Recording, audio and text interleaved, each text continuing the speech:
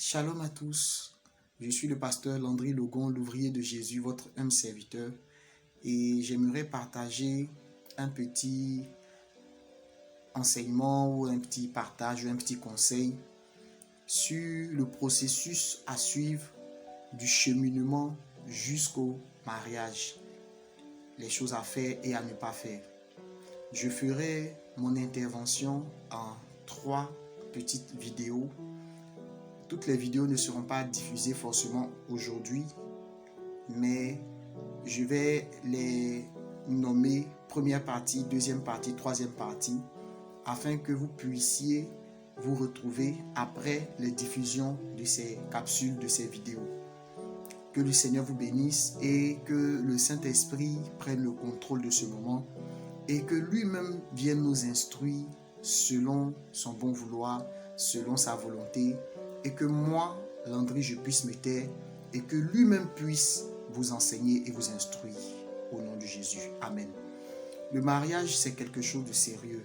C'est un engagement pour la vie et à plusieurs reprises, cela vous a été repris dans des enseignements, dans des vidéos que vous avez déjà suivies, à travers des conseils familiaux, à travers des séances de réunion sûrement de famille, vos parents spirituels comme biologiques, vos amis, vos grands frères, vos aînés ont déjà eu à vous donner des instructions ou des indications concernant le cheminement jusqu'au mariage. Moi, je viens m'inscrire en plus de ce que vous avez déjà appris, je viens m'ajouter à leur voix pour vous donner ma petite contribution sur cela.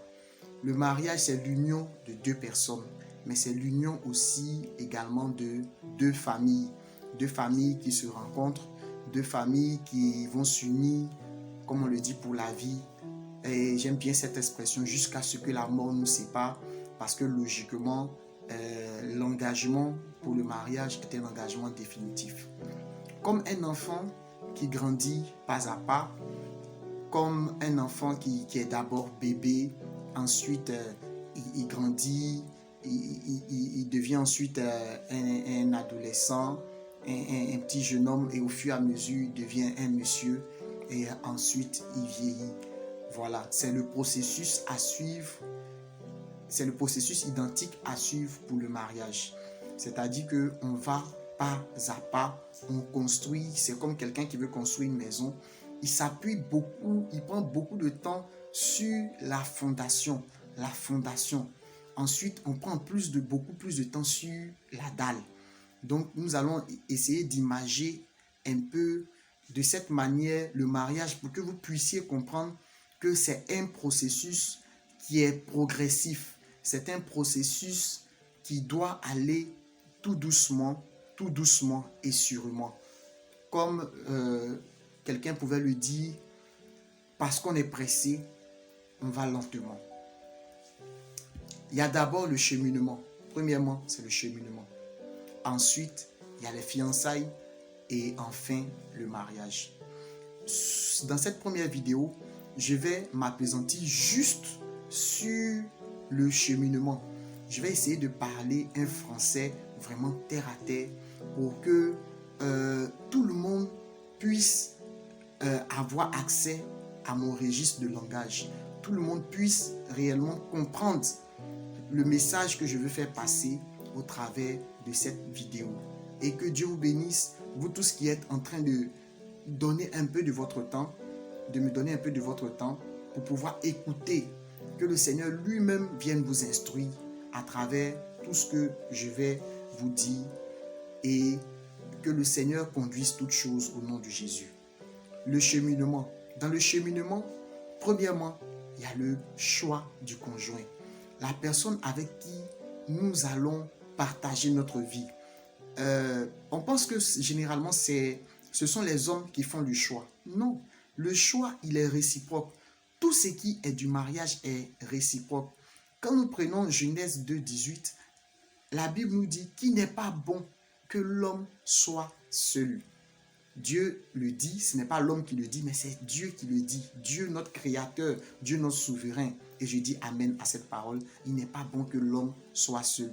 Il y a des personnes qui ne prendront pas le temps d'écouter cette vidéo parce que eux, dans leur esprit, ils sont seuls et ils se sentent bien avec la parole qu'on a l'habitude de dire. Vaut mieux être seul que mal accompagné. Je vous comprends parce que après, en sortant de plusieurs déceptions, et on n'a plus envie de reprendre encore quelque chose, surtout quand tu as rompu un mariage, tu n'as même plus envie d'entendre parler de ça.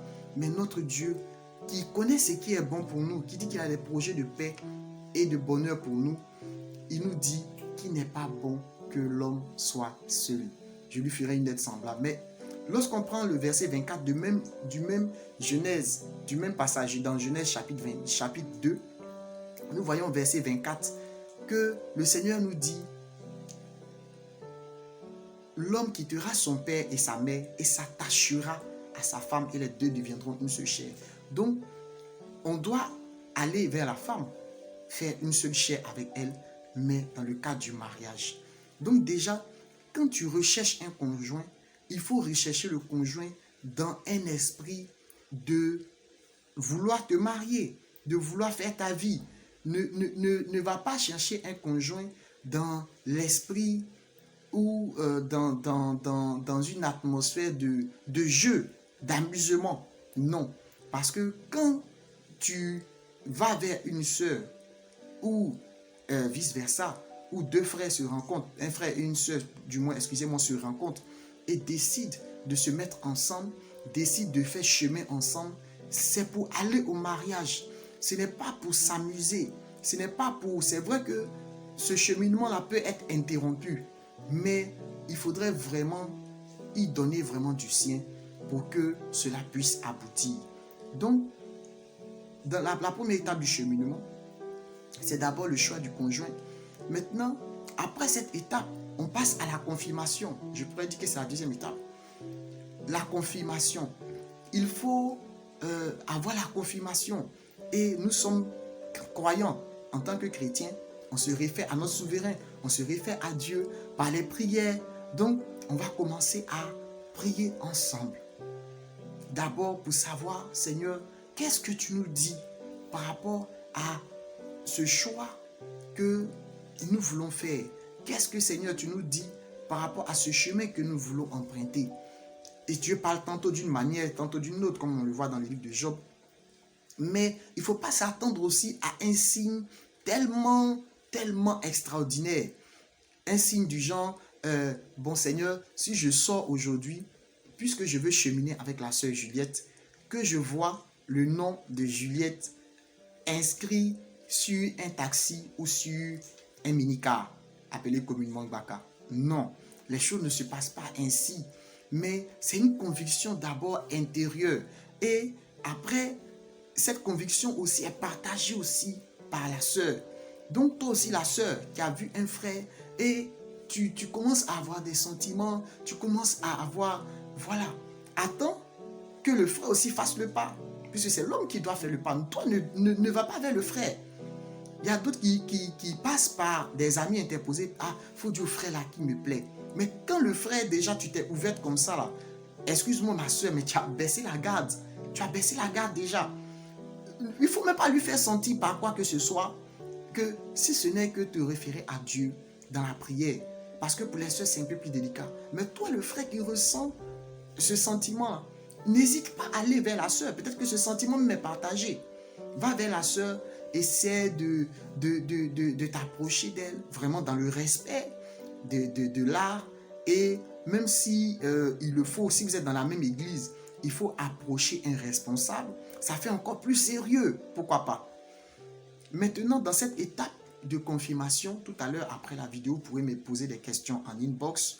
Mon numéro, c'est le 49 66 72 20. Ajoutez l'indicatif 225 pour vous qui n'êtes pas en Côte d'Ivoire. Il faudrait pouvoir, comme je le dis, avoir cette réciprocité de sentiments. Cette réciprocité de sentiments entre toi. Qui est cette réciprocité de sentiments? Mais ce sont des sentiments naissants. Ce n'est pas l'amour, le coup de foudre, non, elle me plaît, elle aussi, oh, il me plaît, c'est mon genre. Non, c'est pas ça. C'est quelque chose d'abord qui est naissant, c'est quelque chose qui est posé. Même si c'est fort dans ton cœur, il faut arriver à pouvoir contenir cela. Il faut arriver à savoir raison garder. Et c'est là que beaucoup échouent. Parce qu'ils se trouvent en train d'être en face de leur conjoint, mais par la manière de faire, c'est pourquoi la Bible dit la femme sage bâtit sa maison. Bâtit sa maison, mais celle qui est insensée la renverse. Et c'est vice-versa pour les hommes. Il faut avoir beaucoup de tact. Quand tu abordes une sœur, il faut avoir beaucoup de tact. On a un allié qui est le Saint-Esprit. Il faut demander au Saint-Esprit, Saint-Esprit, quelle est la conduite à tenir? Saint-Esprit, qu'est-ce qu'il faut faire? Comment dois-je me comporter? Comment dois-je avoir l'attitude correcte? Et certainement dans ton église, il y a des règles. Même quand on approche une sœur, il y a certaines églises qui ont déjà édicté des règles. Donc tu rentres dans ces règles. Tu rentres, tu vas voir les anciens, tu vas voir les pasteurs. Voilà. Pour que vraiment tout soit conduit par le Saint-Esprit. Troisièmement, je peux dire que quand les choses sont confirmées par la prière, par nos parents spirituels qui nous encadrent, par nos encadreurs, par nos coachs, on entame ce qu'on appelle le cheminement. Mais le cheminement en fait une belle amitié. Regardez Cantique 1, verset 9. Lisez aussi Cantique 2, verset... Cantique 1, verset 9 et puis Cantique 1, verset 15. Cantique 1, verset 15 nous dit que tu es belle, mon ami, que tu es belle. Que tu es belle qui? Mon ami. Que tu es belle. Tes yeux sont des colombes. On est d'abord dans une amitié. Dans une amitié, et j'ajoute sincère. Une amitié désintéressée. Parce que déjà, dès le départ, s'il y a des intérêts, ils prennent le dessus sur l'amour. Oh, le jeune, il a l'argent. La fille, elle a une certaine aisance. Oh, corporellement, elle a un corps très attrayant. Tout. Il faut savoir raison garder. C'est vrai que ces choses-là contribuent à nous attirer, mais il ne faudrait pas avoir des fixations trop fortes sur ces choses physiques. Il faut chercher d'abord l'intérieur. Adam a dit, os de mes os, chair de ma chair. L'intérieur d'abord. L'intérieur d'abord. Cultivons d'abord l'intérieur. Cherchons à savoir qu'est-ce qui se passe à l'intérieur. Laissons l'extérieur. L'extérieur attire. Mais qui est cette personne réellement à l'intérieur? Et c'est là que beaucoup font fausse route. C'est là que beaucoup font des mauvais choix. J'aurai le temps de revenir dessus encore dans d'autres vidéos. Donc, dans cette troisième étape, on aborde ce que j'appelle la belle amitié. C'est le moment aussi des questions. Après la belle amitié et les questions, je peux dire la troisième, la quatrième étape, c'est le moment des questions. Poser des questions sur la filiation, sur la santé, mais c'est des échanges. Mais des échanges sans trop de contraintes. Sans trop forcément aller tellement aussi en profondeur. Il faut rester à la surface et au fur et à mesure descendre. C'est-à-dire qu'au fur et à mesure, plus l'affinité va se faire, il y a des choses qui vont sortir seules. Mais dans cette période d'amitié, il faut aussi voir les cadres où vous vous voyez. Il y a des endroits tellement nocturnes, il ne faut pas être, par exemple, couché chez ton cheminant, tu es chez lui à la maison et puis vous êtes dans le cheminement. Non, il faut toujours avoir des garde-fous. Il faut toi-même te donner de la valeur, ma soeur ou mon frère.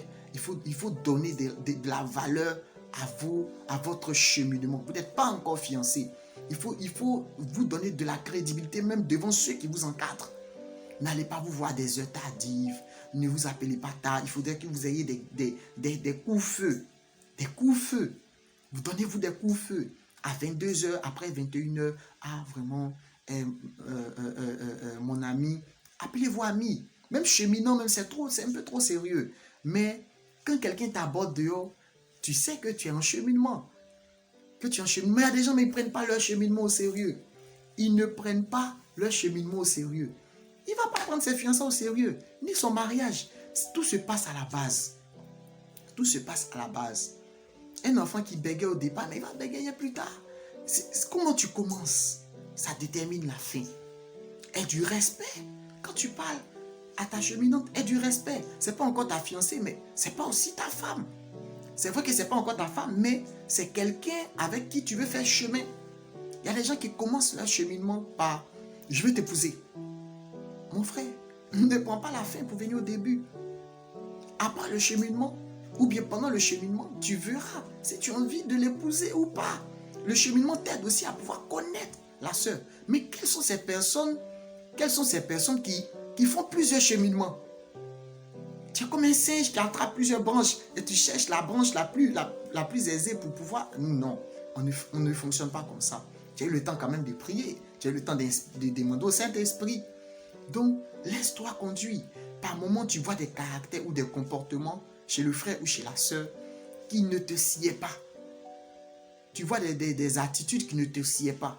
Mais prends le temps de vraiment étudier tous les contours, de savoir est-ce que ce n'est pas des frustrations, ce n'est pas des souvenirs passés. Est-ce que tu sais qu'est-ce qui s'est passé dans sa précédente relation? Mais le temps de cheminement, c'est le temps où on parle, où on échange. Ayez des échanges concis et précis sur des points précis. Ah, aujourd'hui, on va échanger sur ça. Et donnez de la dynamique à votre cheminement. Donnez du sérieux à votre cheminement. Prenez même des notes. Comme j'ai des notes en ce moment, prenez des notes. Prenez des notes. Prenez des notes. Appréciez la personne, mais appuyez-vous beaucoup sur des paramètres intérieurs, sur des qualités morales. Et tu es content, pas parce que la fille a des belles dents, ou a des beaux yeux, ou a des belles jambes, mais tu es content parce qu'elle raisonne bien. C'est ce moment où il faut poser la question, et je vais vers la fin de cette première vidéo, des questions sur la filiation. Ah, tu es de quelle région? Tu es Bété, mais d'où? Ah, je suis Bété de Saïwa. Ah, à Saïwa. Mais moi, j'ai une tante à Saïwa. Et c'est là, maintenant, vous allez vous rendre compte que vous êtes cousins. Mais n'attendez pas d'être dans les fiançailles ou d'être dans le mariage pour vous rendre compte que vous êtes cousins ou cousins germains. Parce que après, lorsqu'il y a la dot, après qu'il y a le croisement de famille, mais c'est compliqué. Parce qu'on va interrompre votre relation. Il y a des familles où ça ne passe pas. Et il y a plusieurs personnes, 2 millions de personnes sur la terre, tu ne vas pas aller marier ta soeur. Voilà un peu cette première vidéo que je pouvais dire, je pouvais vous donner et ce que je pouvais dire déjà sur ce qui concerne le cheminement. Le début détermine la fin. Si l'Éternel le bâtit, celui qui bâtit, bâtit en vain. Que le Seigneur vous bénisse. C'était le pasteur Landry, l'ouvrier de Jésus, dans sa première vidéo du cheminement au mariage. Que le Seigneur vous bénisse. J'espère que ce moment vous a fait du bien. À tous ceux qui sont en cheminement en ce moment, que le Seigneur vous guide sur vos cheminements. Ce que j'aimerais dire aussi, c'est que la période du cheminement, elle peut prendre du temps. Mais les fiançailles ne doivent pas prendre du temps. On aura le temps d'en parler. Dans le cheminement, on peut prendre du temps. On peut prendre du temps. Il y a des gens qui se fiancent et puis ils vont en voyage. Non. Restez dans le cheminement. Allez-y pas à pas. Tu es arrivé là-bas, tu as vu une autre soeur. Tu as dit que ma fille là, tu ne l'avais plus. Et puis on fait comment? Soyez bénis au nom de Jésus. Que Dieu vous bénisse. Shalom.